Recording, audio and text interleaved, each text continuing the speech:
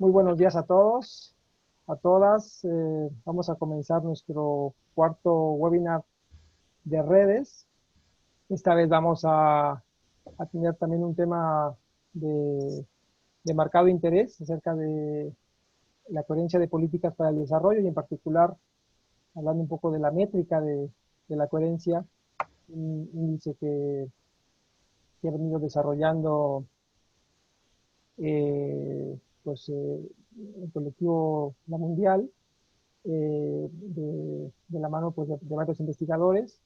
Entre ellos pues, está nuestra ponente invitada, que es María Luisa Gil Paino. Y bueno, voy a presentarla brevemente. Bueno, antes de eso quiero comentarles una parte nada más técnica del software que estamos utilizando. Van a poder, tienen un chat en la parte derecha de su ventana, en donde van a poder ahí realizar preguntas al final de la presentación, o también pueden hacer la pregunta directamente por el micrófono. Si ustedes piden la palabra, pues les abrimos el espacio para hacer la pregunta y hacer un poco la interacción en la parte final del debate. Entonces,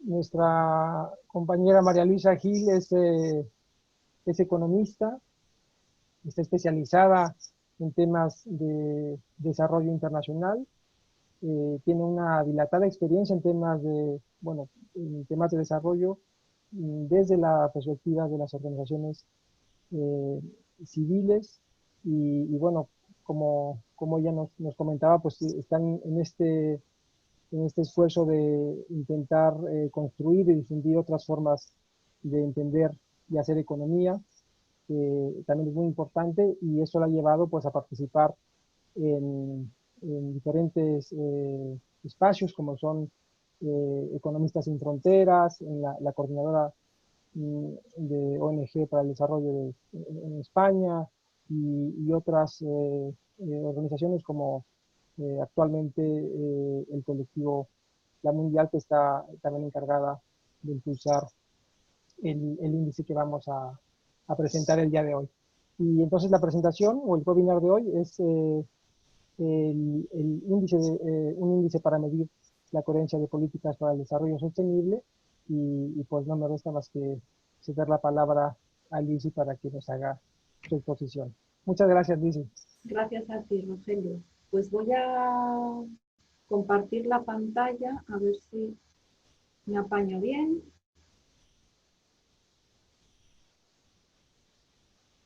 Entonces, creo que aquí vemos todos, ¿sí? Vale, perfecto.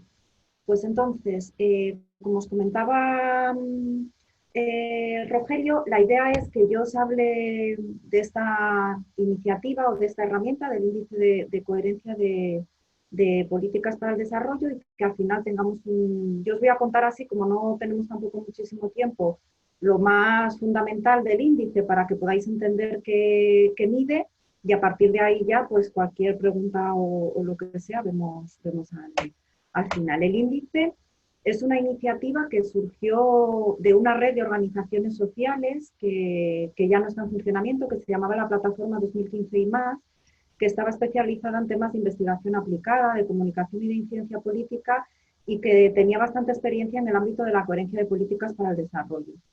Cuando esta plataforma ya se dejó de funcionar, esta iniciativa se pasó a la Coordinadora Estatal de ONGs de Desarrollo, que es quien está ahora liderando esto en colaboración con redes, y en este proceso, como comentaba antes Rogelio, estamos participando algunas personas del colectivo La Mundial, que somos personas que estuvimos trabajando en la primera edición del índice, ¿no? El índice cuenta con 2 ediciones, la primera que lanzamos en el año 2016 y ahora justo en noviembre hemos presentado la segunda edición, que es de la que os voy a hablar yo a lo largo de la sesión de hoy. Entonces, comenzando un poco el por qué, ¿no? El por qué decidimos trabajar en la construcción de este índice, ¿no? Esto fue allá por el año 2014 o así, como os comentaba, en el marco de la plataforma 2015 y más, desde el convencimiento de que para poder abordar los desafíos que tenemos por delante en materias de desarrollo sostenible, es fundamental trabajar en el marco del enfoque de coherencia de políticas para el desarrollo, ¿no? Para poder abordar, yo creo que además ahora en el marco de la Agenda 2030, como que esto, yo creo que hay cierto consenso, ¿no?, sobre la necesidad de transformar las políticas públicas, ¿no?, pues para que incorporen una mirada transnacional, una mirada global, una mirada feminista, una mirada de la sostenibilidad ecológica, ¿no?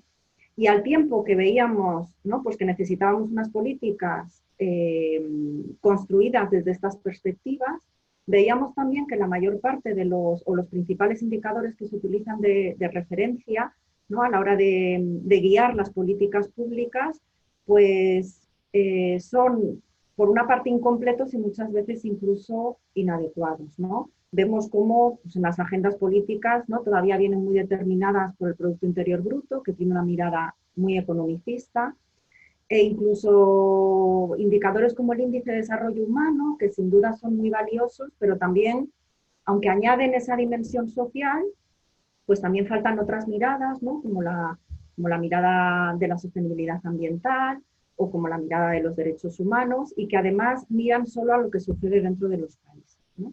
Entonces también pensábamos que hacían falta pues, nuevos indicadores que nos ayudasen a captar todas esas otras dimensiones que consideramos que es importante tener como referencia a la hora de evaluar y a la hora de diseñar y de implementar políticas públicas.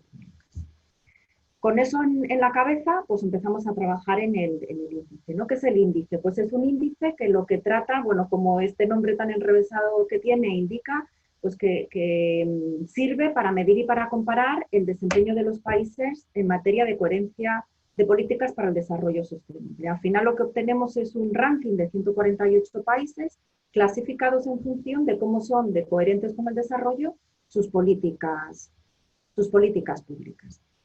¿Cuál es el enfoque del índice, ¿no? Desde cómo evaluamos qué enfoque tomamos de referencia a la hora de hacer la evaluación de cada uno de los países.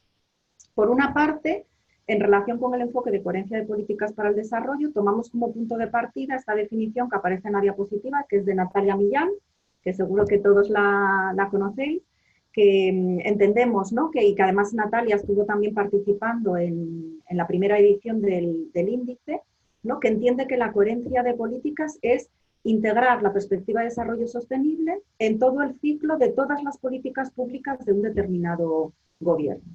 ¿De acuerdo? Entonces, se trataría de transversalizar la perspectiva de desarrollo sostenible en toda la acción de cualquier gobierno, ¿no? En este caso, estamos hablando de gobiernos a nivel estatal.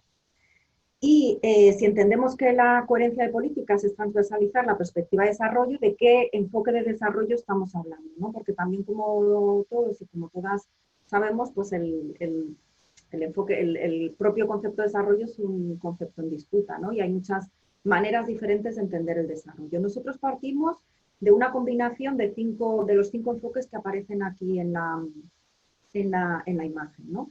Consideramos que tomamos como referencia por una parte el desarrollo humano y entendemos que unas políticas coherentes con el desarrollo son aquellas que están dirigidas a ampliar las capacidades de las personas, o sea, son políticas que ponen en el centro el bienestar de la gente.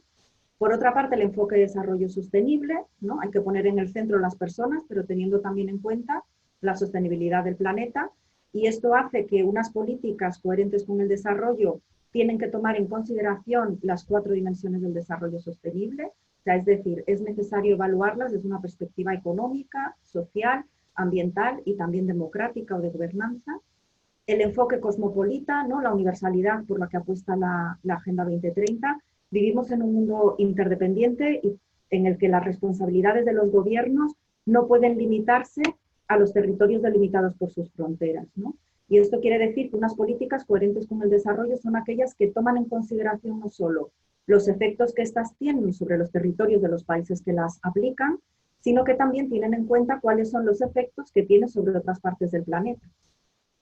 Enfoque de género, ¿no?, en qué medida las políticas combaten y no reproducen las desigualdades del género, y enfoque de derechos humanos, ¿no?, en qué medida las políticas están orientadas a garantizar los derechos humanos para todas las personas, ¿no? Entonces, estos son los enfoques que tomamos como referencia a la hora de evaluar las diferentes políticas de todos los países y a la hora de buscar indicadores que nos permitieran clasificar estos países. ¿Qué mide el índice, no?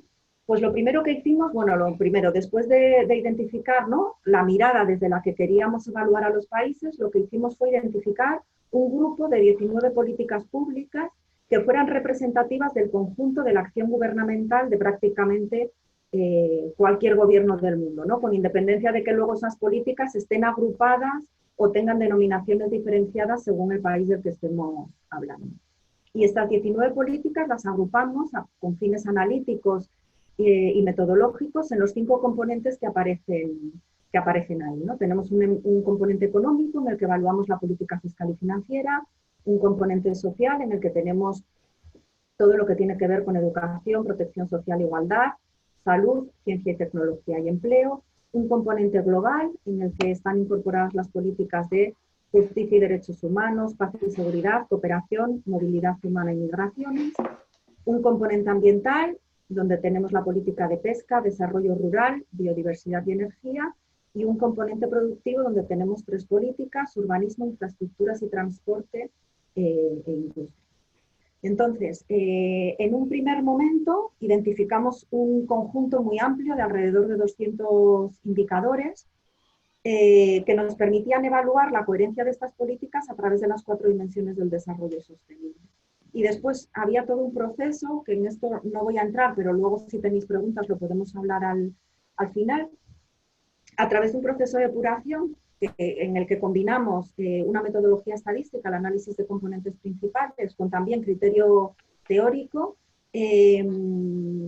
Identificamos un grupo de 57 indicadores para hacer la evaluación de estas 19 políticas, ¿vale? Que aparecen distribuidos como hay, ¿no? 5 indicadores para el componente económico, 21 para el social, 16 global, 8 ambiental y 7 productivo, ¿no? Y de estos 57 indicadores hay un conjunto de indicadores que miden aspectos positivos, ¿no? Digamos que en términos del desarrollo y por lo tanto también de la coherencia de políticas, es decir, por ejemplo, esperanza de vida o número de escaños ocupados por mujeres en los parlamentos nacionales. Y luego hay otros indicadores que miden efectos negativos, ¿no?, de las políticas, como puede ser la huella ecológica o la opacidad financiera o emisiones de CO2, etcétera, ¿no? Porque queríamos también recoger pues esos efectos ambivalentes que las políticas tienen en materia de desarrollo sostenible y sobre todo el tener la posibilidad de evaluar las tensiones o las interrelaciones que pueden existir entre ellos. Y cada componente se construye como diferencia entre las variables que contribuyen al desarrollo y las variables que penalizan el desarrollo y la coherencia de políticas. Ahora vamos a ir viendo un poco cuáles son estas variables para cada uno de los componentes, ¿no? En el componente económico, ¿qué mirábamos, no? Pues lo que mirábamos, como os comentaba, fiscalidad y finanzas, y aquí lo que evaluábamos es en qué medida las políticas fiscales de los países pues responden, ¿no?, son sólidas, son redistributivas y permiten a los estados obtener los recursos necesarios con los que poder garantizar servicios públicos, universales y también combatir la desigualdad. Esto en materia de fiscalidad. En materia de finanzas, pues en qué medida las políticas financieras están al servicio de las personas, ¿no?, y no de otros objetivos, ¿no?, que también predominan mucho en los últimos tiempos y que están más vinculados con la obtención de rentabilidades muy elevadas en periodos de tiempo muy cortos. ¿Cómo medimos esto? A través de 5 indicadores que aparecen recogidos en esta tabla, ¿no? En la parte de la izquierda serían las variables que contribuyen al desarrollo, que puntúan positivamente. En la parte de la derecha, las que lo hacen de manera negativa. Valoramos positivamente los ingresos gubernamentales como porcentaje del PIB para valorar esta capacidad de los estados para obtener recursos con los que financiar servicios públicos, como comentaba antes. Y por otra parte, la tasa de variación del índice de Gini antes y después de impuestos y transferencias para medir la capacidad redistributiva de la política fiscal de los países. Como aspectos negativos, el índice de secreto financiero, que es un índice muy complejo y muy interesante en sí mismo, lo publica la Tax Justice Network, y os invito a que le echéis un vistazo, que mide la opacidad financiera de los países, pero desde una perspectiva muy, muy compleja y muy comprensiva. Nada que ver con las clasificaciones que se suelen hacer de paraísos fiscales.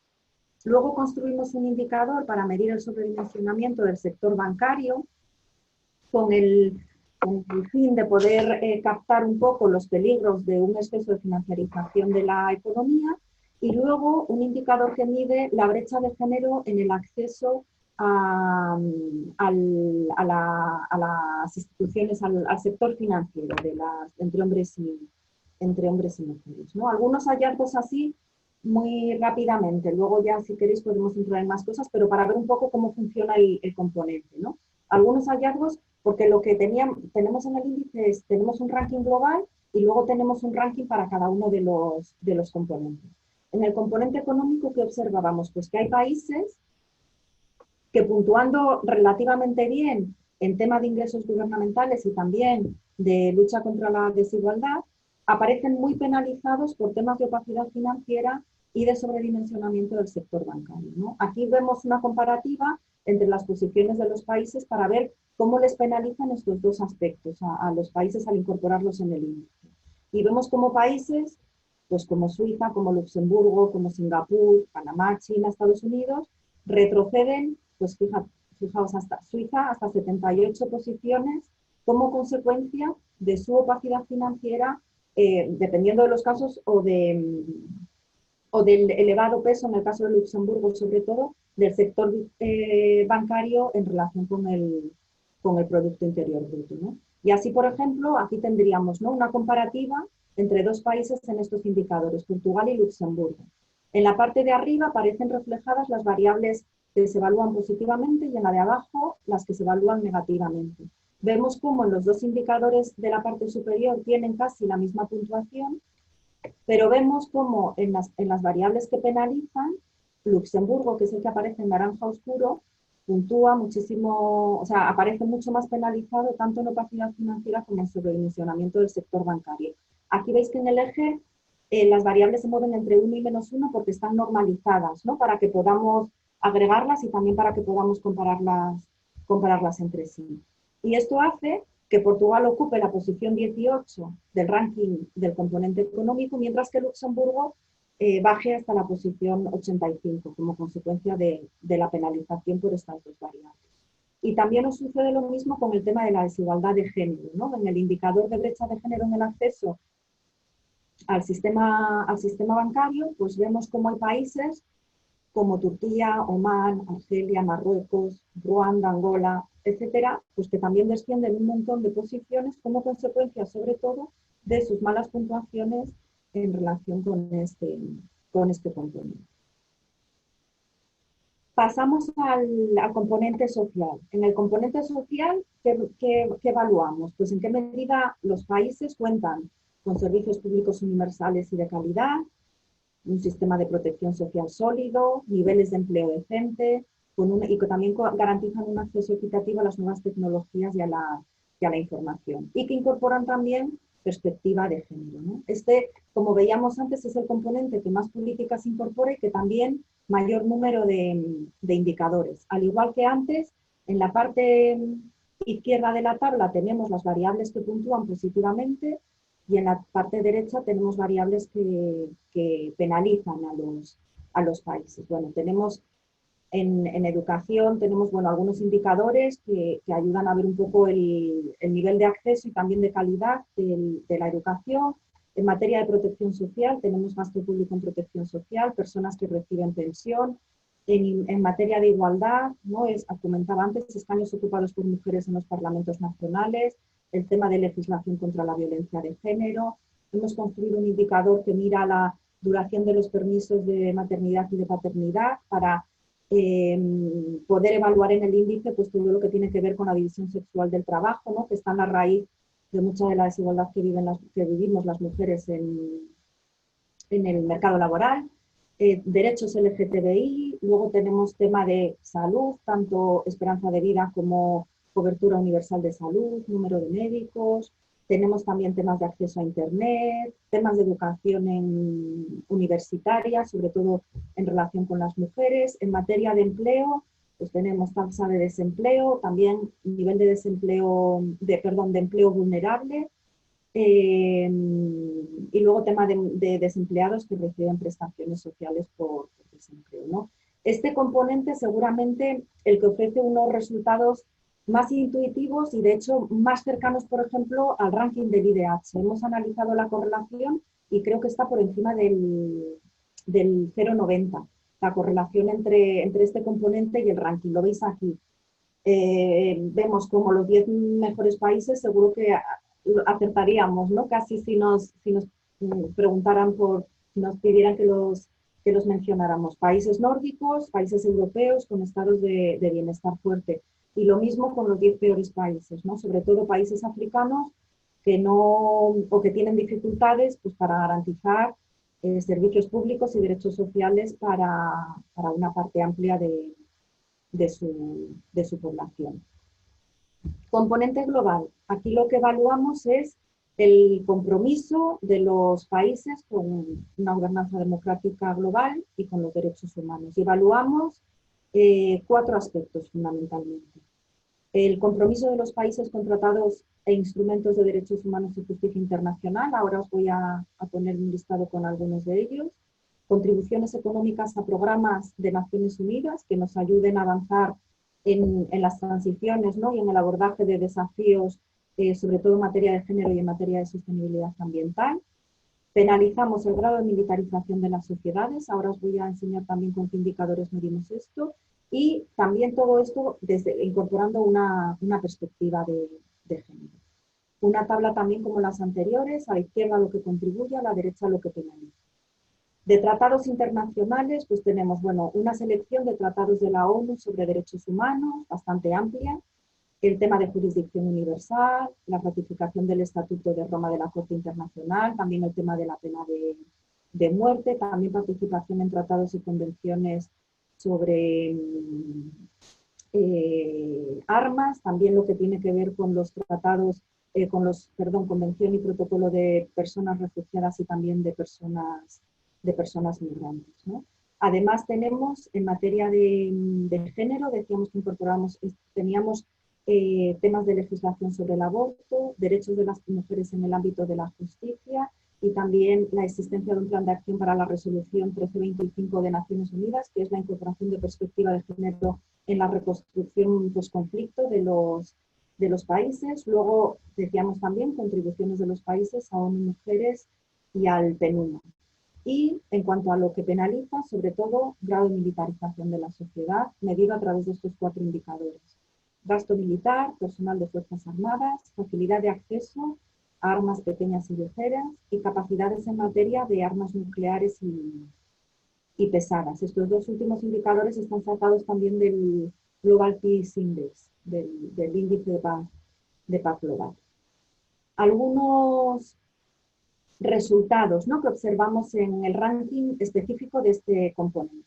Aquí aparecen, yo estoy jugando aquí porque yo creo que ayudan bien a ver lo que miden los componentes, los extremos, ¿no?, los mejores y los peores. También lo interesante es ver todo lo que aparece entre medias que tiene muchos más matices que las posiciones más extremas de los rankings, ¿no? Entre los 10 mejores, pues así en términos generales, algo que es un poco obvio, ¿no? Son países pues, que tienen, tienen buenas puntuaciones en cuanto a todo lo que tiene que ver con compromisos normativos en materia de derechos humanos y grados relativamente bajos de militarización de la sociedad en relación con el resto de países. Y entre los 10 peores pues, nos encontramos lo contrario, ¿no? Vemos que el peor país en el componente global es Israel, tenemos Pakistán, Omán, Arabia Saudí, Líbano, también países que tienen dificultades, por decirlo de una manera educada, en temas de género. Y de hecho, aquí he hecho lo mismo que hacía antes con el componente económico, ¿no? Ver cuáles son los países que están más penalizados por el tema de la militarización, ¿no? Ya que aparecen Estados Unidos, Rusia y Grecia, en este caso en general por temas de gasto militar o de fuerzas armadas, también de armamento nuclear. Colombia y Armenia, creo recordar que en estos países el tema tenía también que ver con el acceso, la facilidad de acceso a armas ligeras y pequeñas, y bueno, algunos otros países que aparecen aquí. Luego podemos ver esas cosas con más detalle, ¿no? Y para ver esto también con una comparativa entre dos países, pues hecho como hacía antes con Portugal y Luxemburgo, aquí con Dinamarca y con Francia. Vemos cómo en los indicadores que puntúan positivamente aparecen con unas puntuaciones relativamente similares y muy elevadas, cercanas al 1 en muchas de ellas, pero vemos cómo Francia aparece, que es el que aparece en azul oscuro, aparece más penalizado, sobre todo en materia de capacidades en armas nucleares y pesadas. Esto hace que Dinamarca se sitúe en la posición 1 del componente global y que, sin embargo, Francia se baje hasta la posición 36 de este ranking. Componente ambiental. Aquí evaluamos impactos ambientales y globales de los modelos de desarrollo de los países, apuesta por energías renovables y compromiso también en materia de tratados internacionales, en este caso en el ámbito del medio ambiente. Variables que puntúan positivamente, todo lo que tiene que ver con contaminación de las aguas, ratificación de tratados internacionales en materia de medio ambiente, la reserva de biocapacidad y la producción de energía a partir de fuentes renovables.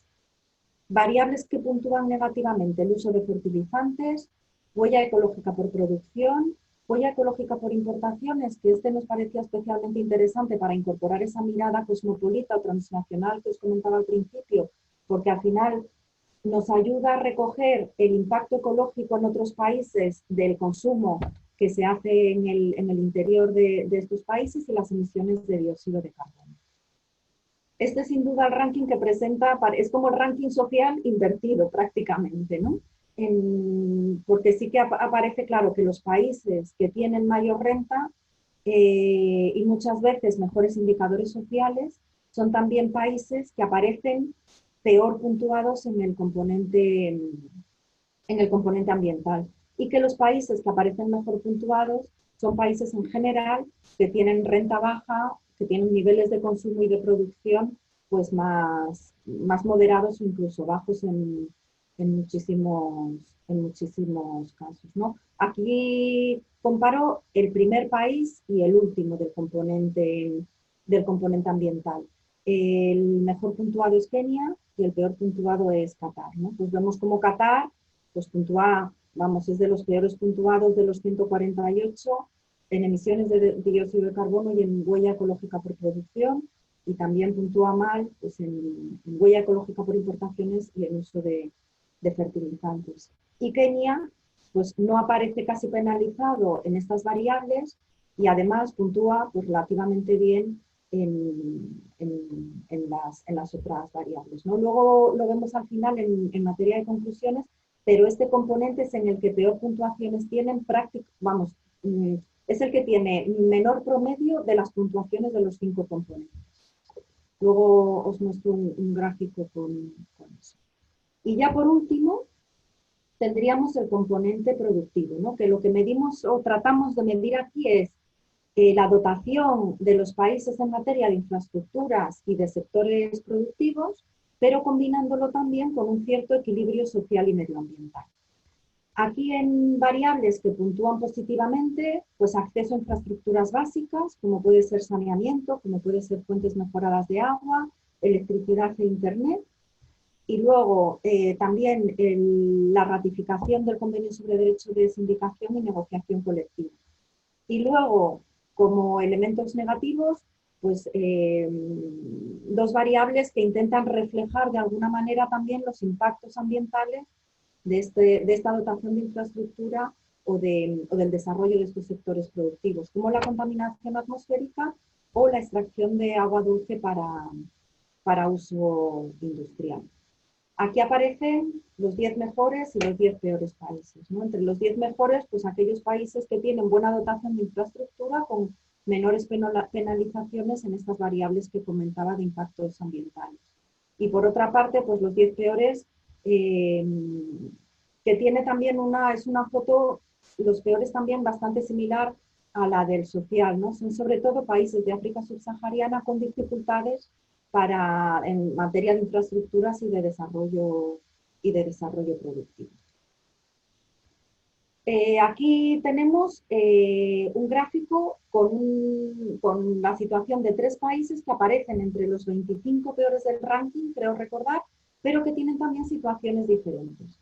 Tendríamos a India y China, que como vemos, sí tienen indicadores moderados en materia de acceso a agua, a electricidad, incluso de Internet, pero que aparecen muy penalizados sobre todo en tema de contaminación atmosférica. Y tenemos otro caso, como es el de la República Democrática del Congo, que por el contrario tiene severos problemas en materia de acceso a infraestructuras de su población, pero que no aparece tan penalizado en otras variables. Y bueno, y con esto sería un poco lo que mide cada uno de los componentes, ¿no? Me parecía importante para que supierais un poco el ver qué medimos con el índice. Es verdad que yo os he contado los componentes de manera independiente, pero lo interesante es ver también cómo se interrelacionan estos componentes entre sí. El índice final se construye como una media aritmética de los 5 componentes y con equiponderación, o sea, todos los componentes tienen el mismo peso. Y aquí tenéis una web, a ver si... Vale, esta sería la web del índice. Y aquí lo que tenemos es el ranking de los 148 países y luego además, bueno, el ranking también para cada uno de los 5 componentes que acabamos de comentar. Y luego, si mi internet no me falla, se puede pinchar en cada uno de los países y tendríamos la puntuación por componente. Y para cada componente también por variable, pero aquí tendríamos los datos normalizados de cada una de las variables. ¿Vale? También hemos colgado aquí en profundidad en Open Data, tenemos un Excel que tendríamos que guardarlo y abrirlo, pero aquí podríais ver también los datos originales y además está el Excel colgado con fórmulas, con las normalizaciones, con todo. O sea, para que también comentábamos antes al principio, antes de empezar la exposición, que el índice está en proceso de rodaje y de aprendizaje y que todo lo que la gente pueda enredar con ello, analizarlo, cambiar ponderaciones, cambiar sistemas de normalización, etcétera, pues es bienvenido, ¿no? Entonces aquí tenemos el ranking, pues con los índices normalizados, tenemos con los índices antes de la normalización, todas las variables y la ponderación de cada variable, aquí normalizadas las variables y al final tendríamos los valores originales. ¿De acuerdo? Para que eso podamos... Y luego están colgados también los informes, ¿no? Hemos hecho un informe analizando los principales resultados y aparecen aquí los textos del informe y espero que en un par de semanas esté disponible también la versión en inglés. Y algunas así por cerrar ya con algunas de las conclusiones, ¿no? Así muy a grandes rasgos. En términos generales, ¿no? Pues que el cumplimiento pues, no es muy satisfactorio en materia de coherencia de políticas para el desarrollo. Aquí recojo una gráfica con un análisis del ranking por quintiles. Entonces vemos cómo la mayor parte de los países aparecen en los quintiles muy bajo, bajo y medio bajo.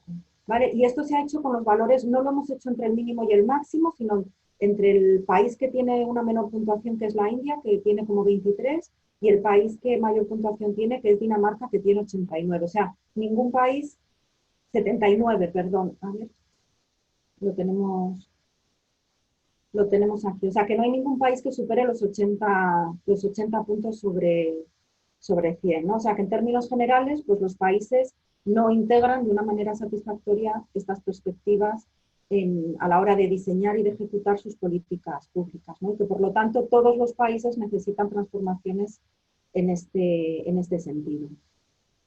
Una segunda conclusión, pues que los mayores desafíos nos los encontramos en el componente medioambiental, ¿no? Aquí vemos como no hay ningún país por encima de los 80 puntos y tan solo 9 países que puntúan por encima de los 60, ¿no? Vemos cómo la mayor parte de los países puntúan por debajo de los 60 puntos. Y además los desafíos ambientales mayores para los países que solemos llamar países desarrollados.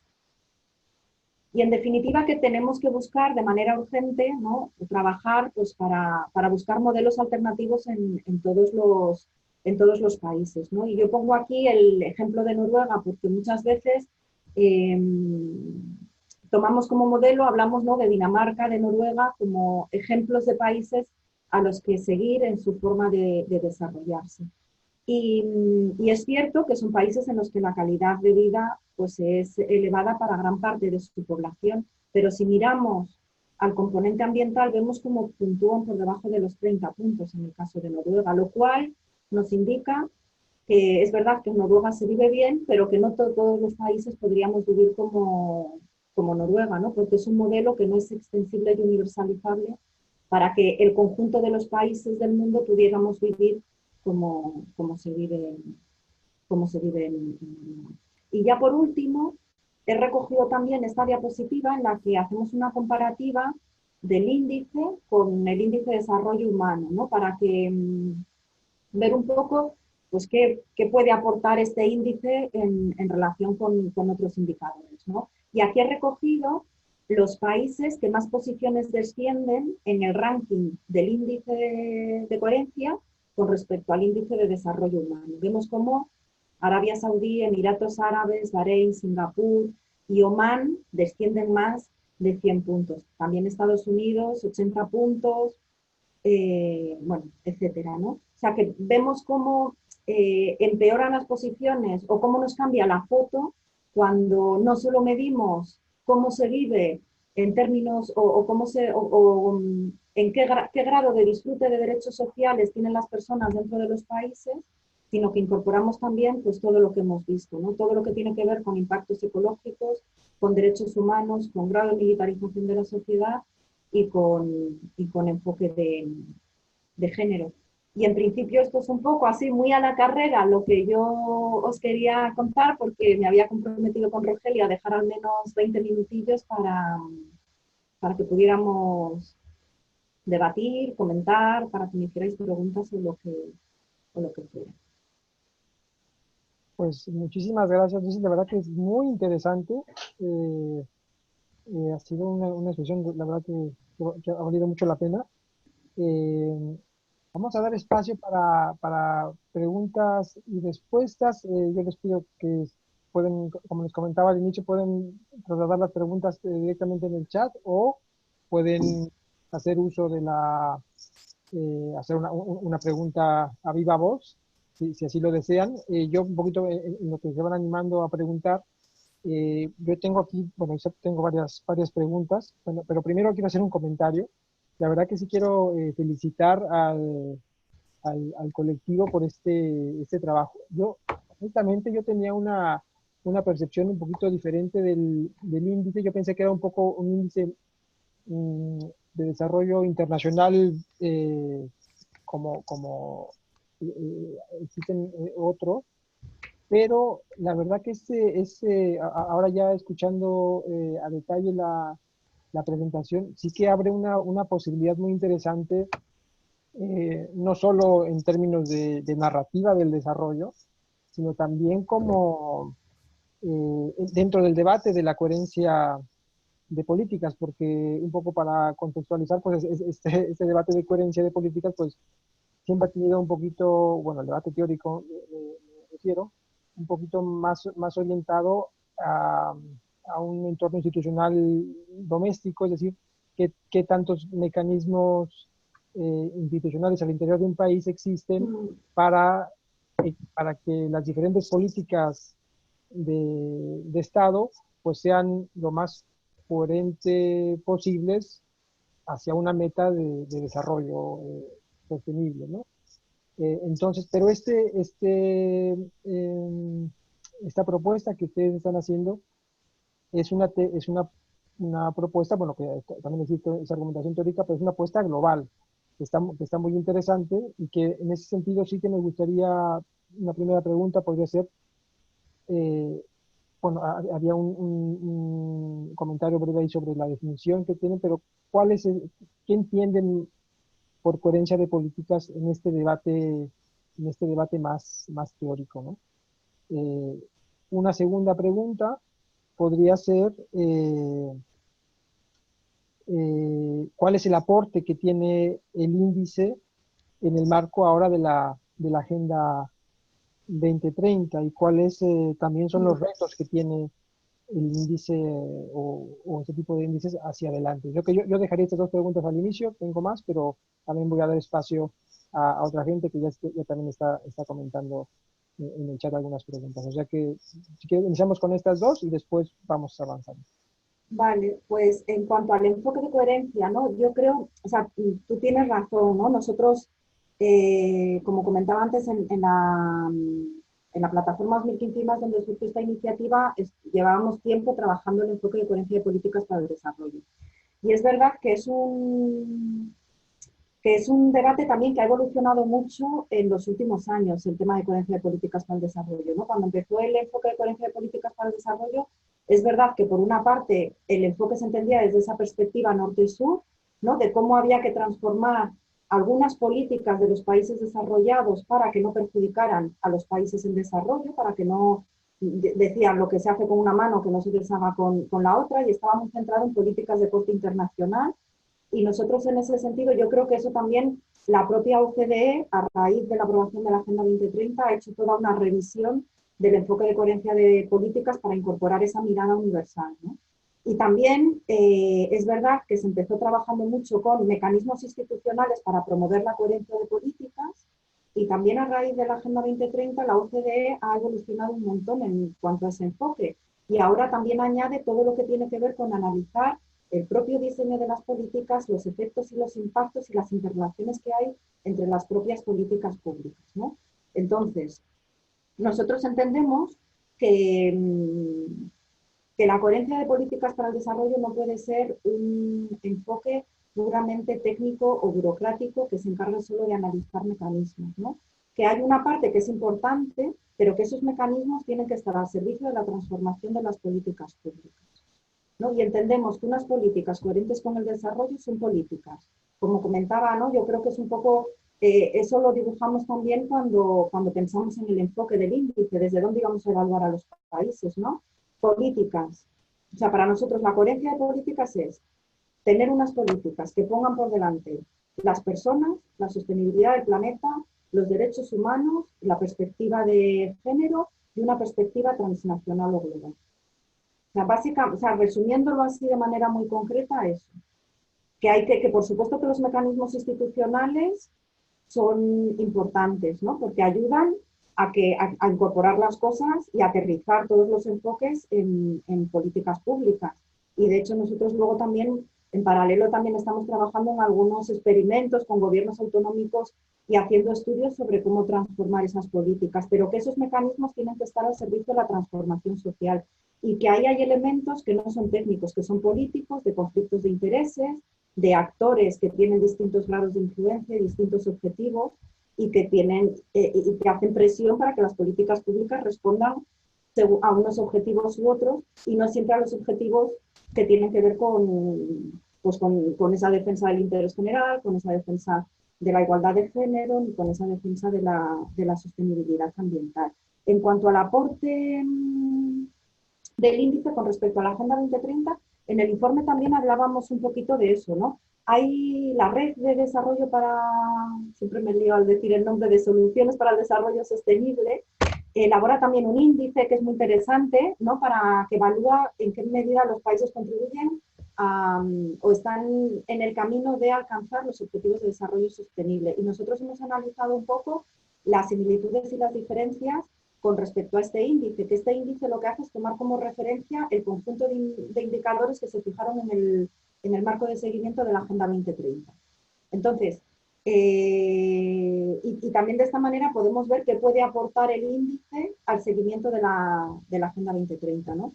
Y nosotros lo que observamos es, hay muchos aspectos similares, ¿no? O sea, yo creo que, pues que este índice también parte, o la propia agenda, ¿no? De esa mirada universal, de esa necesidad de trabajar desde una mirada multidimensional, desde una mirada que interrelaciona unas políticas con otras, pero también es cierto que hay algunas diferencias en materia, sobre todo en temas de enfoque, ¿no? Hay algunos, y eso se refleja también en los indicadores que incorpora un índice y no incorpora el otro y viceversa.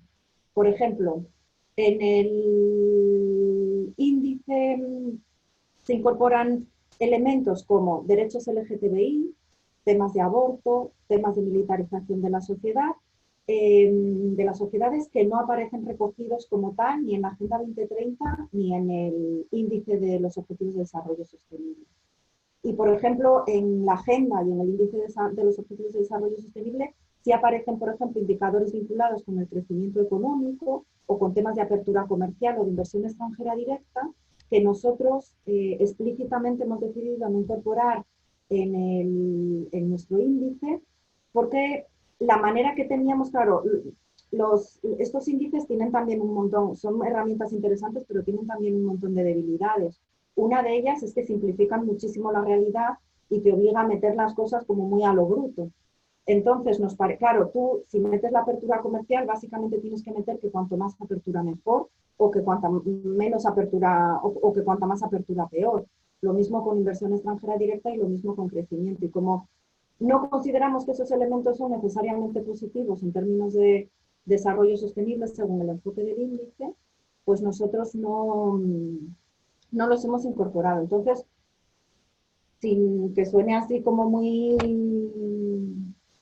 pedante, ¿no? Sí creemos que este índice puede ayudar a hacer seguimiento de la agenda desde una perspectiva más crítica o más alternativa o más desde las cosas que se defienden desde una parte de la sociedad civil, no desde toda, que otros sistemas de seguimiento que se pueden estar haciendo desde los propios gobiernos, ¿no? O porque, claro, los indicadores de la Agenda 2030 son consensuados entre todos los gobiernos del mundo y eso también tiene pues, ciertas limitaciones, ¿no? Porque ahí hay un montón de luchas entre los distintos países y las visiones que tienen cada uno de ellos, ¿no? O sea, que aportaría estos puntos de vista alternativos, ¿no? Bueno, también ya tenemos ahora dos preguntas. Una de María Teresa, ¿qué expectativas habría para que los gobiernos tomen en consideración este modelo de medición? Y Pedro, si quieres, puedes utilizar el micrófono para que hagas la pregunta. Ahora. Sí, me pregunta, bueno, a mí me convence mucho el índice porque me parece muy útil, me parece que está muy bien empaquetado, que la metodología es muy clara, así que me parece muy útil, ¿no? Con este enfoque crítico que tú sugerías. Solo tengo bueno, te quería preguntar dos cosas, una muy pequeña, y es si en el proceso de depuración estadística, entiendo que habéis eliminado, me parece que lo leí, aunque le di una lectura rápida al informe, pero habíais eliminado indicadores que resultaban poco significativos. ¿Se os ha caído alguno inesperado? ¿Alguna variable que consideramos muy importante y que luego de repente no suma nada al conjunto? Este es un detalle. Y lo otro, lo que me parece más preocupante es lo de la dimensión ambiental, porque entiendo, me parece bien penalizar a los países desarrollados. Digamos que esto significa que el índice es sensible al hipercrecimiento o incluso a la idea del decrecimiento, pero no me ha parecido que los que mejor resultado tienen en dimensión ambiental sean casos de éxito, ¿no? Así exagerando un poco a lo bestia, son más bien pobres, ¿no? Entonces tendría un sesgo, esta dimensión podría tener en esos casos un sesgo. Perdóname, cuando hablas de éxito, ¿te refieres en qué sentido? ¿En términos medioambientales o como éxito como país? No, éxito como O sea, que el éxito lo indicaría que está en los primeros puestos del ranking medioambiental cuando en algunos países es pura pobreza, ¿no? Pura falta de, Claro, de claro. desarrollo, ¿no? Sí, En ese sentido lo digo. sí, sí, sí, sí. Eso sería. Vale. Y bueno, y después, bueno, ya cerramos con esta última pregunta de Lorena, que está estudiando Relaciones Internacionales y Derechos Humanos, está haciendo su tesis sobre este tema de coherencia de políticas.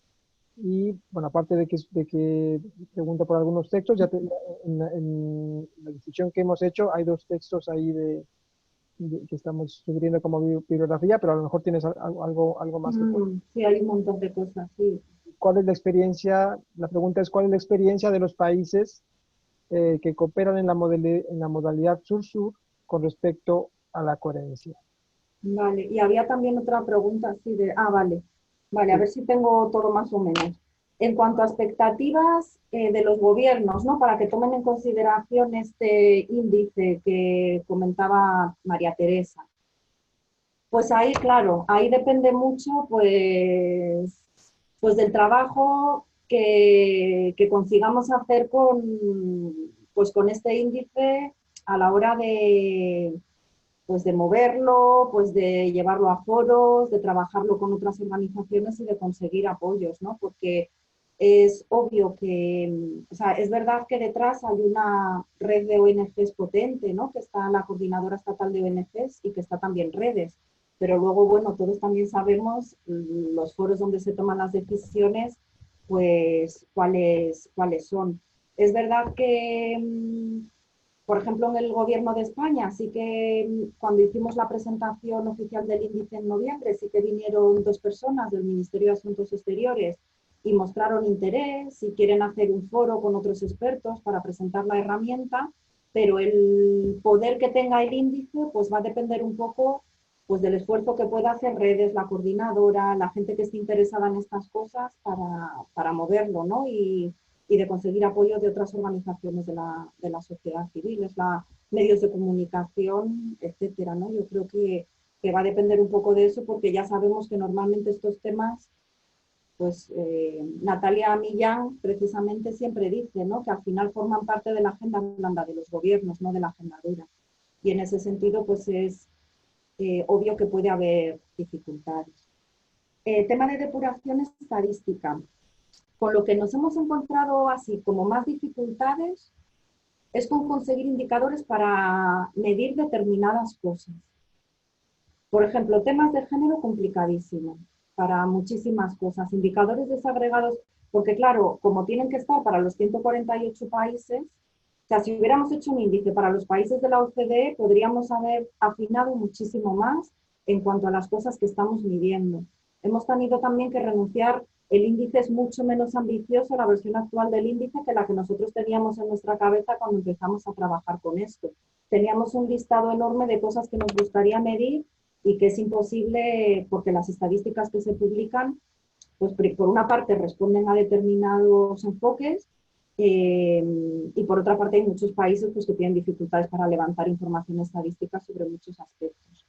En cuanto a variables que se nos hayan quedado fuera súper importantes, yo creo que las más importantes tienen que ver más con falta de datos, porque luego cuando hemos visto alguna variable que es muy importante, aunque si por ejemplo en el análisis de componentes principales se caía, lo hemos explicitado en la metodología, o sea que no es trampa, pero hemos decidido incluirla, porque es verdad que también también hay una cierta contradicción, no contradicción, pero hay ciertas tensiones entre el uso de metodologías estadísticas y luego los enfoques teóricos de las herramientas, ¿no? Puede haber un indicador que estadísticamente no aporte muchísimo al indicador, pero que a nosotros, por temas comunicativos o para hacer incidencia política, nos parece muy importante que esté. Entonces, cuando había indicadores de ese tipo, hemos optado por incorporarlos.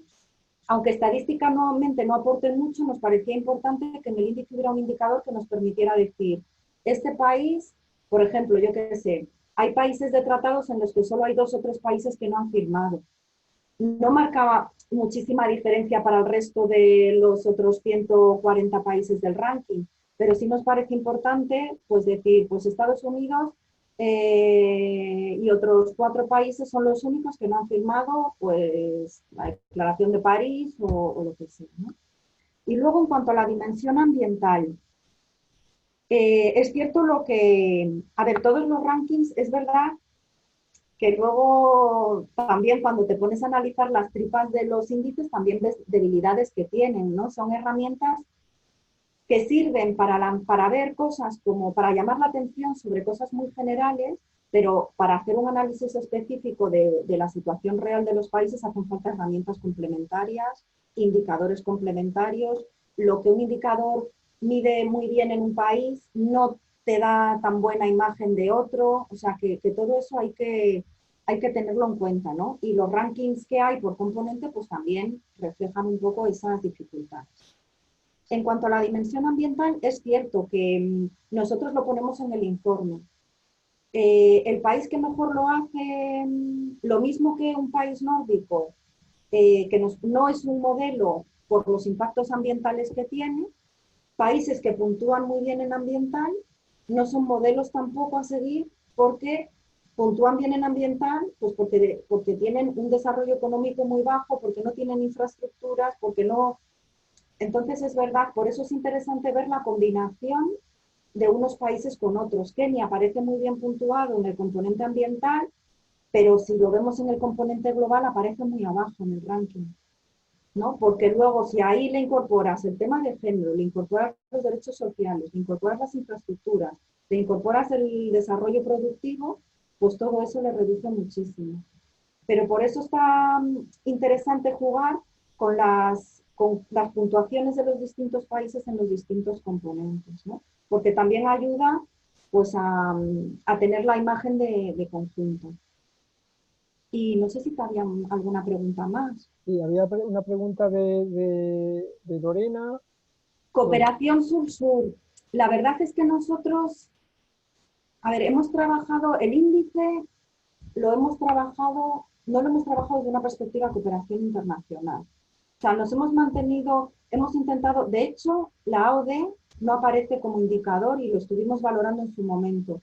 No queremos, o sea, un elemento que a mí me parece potente del enfoque de coherencia de políticas es el ir más allá de la política de cooperación, ¿no? Y de ver en qué medida los países en general, sean países supuestamente desarrollados o supuestamente en desarrollo, trabajan por el bienestar de la gente tomando también en consideración el conjunto del planeta y los derechos humanos, ¿no?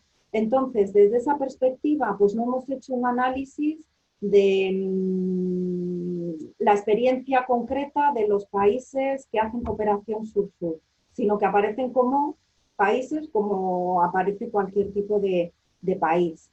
Entonces a eso pues no te puedo... Es verdad que el enfoque de coherencia de políticas para el desarrollo originariamente surgió desde los países donantes y desde una lógica donante-receptor. Pero nosotros sí que estamos trabajando el enfoque desde esa otra perspectiva, ¿no? Desde la perspectiva de que todos los países, con independencia de su grado de desarrollo, con independencia de si son países donantes o receptores, tienen que trabajar en materia de coherencia de políticas para el desarrollo. Entonces, no hemos trabajado desde esa otra lógica más vinculada con donantes receptores. En cuanto a textos, yo tengo ahí mi correo en la presentación y yo te puedo pasar, porque es que bibliografía de coherencia de políticas hay muchísimo y cosas muy interesantes además. Y bueno, tenemos una última pregunta ya para cerrar, de Carmen, que nos había alzado la mano para preguntar. Entonces, adelante, Carmen.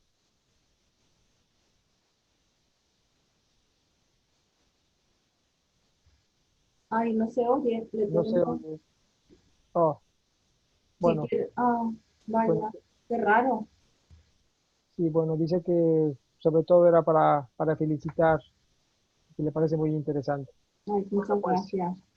Pues ya para cerrar, pues, bueno, hacen comentarios también. No, soy yo felicitando. Me gusta mucho el informe y el índice y todo. Muchísimas Felicidades. gracias. Gracias. Bueno, pues vamos a tener que cerrar. agradecemos muchísimo a Luisi por esta interesante presentación, por el apoyo, por el tiempo que nos ha regalado y también a todos por la asistencia.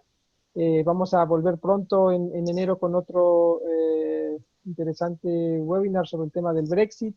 O sea que los vamos a mantener informados para que se registren y nos puedan acompañar. Y bueno, pues solamente nos resta desearles a todos felices fiestas de fin de año, los mejores deseos el próximo año y pues muchas gracias a todos. Hasta la próxima. Muchas gracias. Chao. Gracias, adiós, hasta pronto. Chao.